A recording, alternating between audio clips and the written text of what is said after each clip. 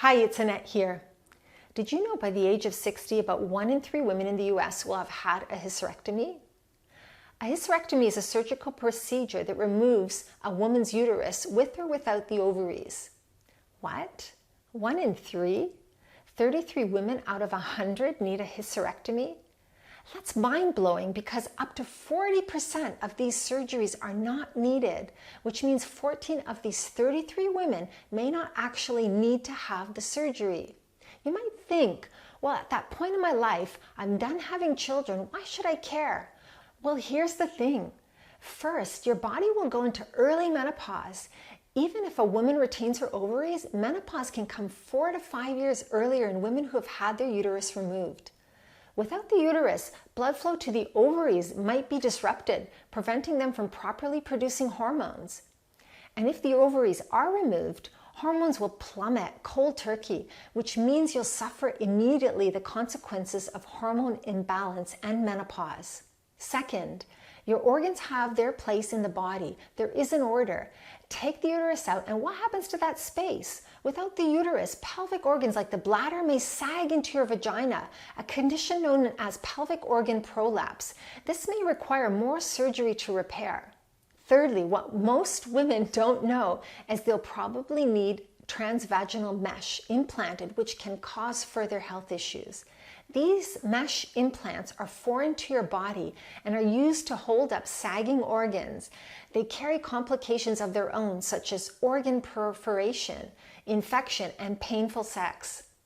Number 4, recent research shows there's a link between the uterus and the brain. And one consequence of undergoing this procedure is a negative effect on your cognitive functions.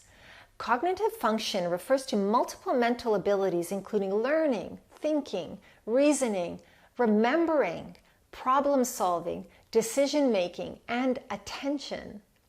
Number 5, complications from the surgery, and depending on the procedure, include infection in 30% of procedures, pain leading to the use of highly addictive painkillers, blood loss and the possibility of needing a transfusion, organ damage, again depending on procedure.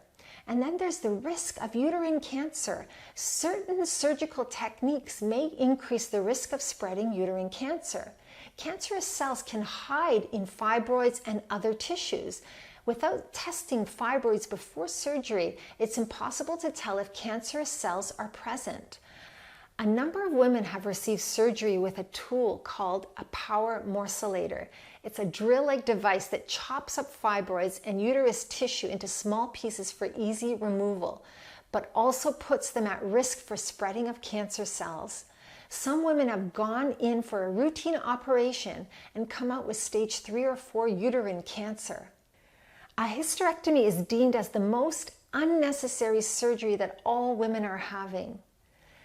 Now, that is not always the case. There are many reasons why women absolutely need the procedure, and a hysterectomy may be the only choice if a woman has cancer of the uterus, ovaries, cervix, or endometrium. But most hysterectomies are performed for non-cancerous conditions such as fibroids, endometriosis, and uterine prolapse when in perimenopause.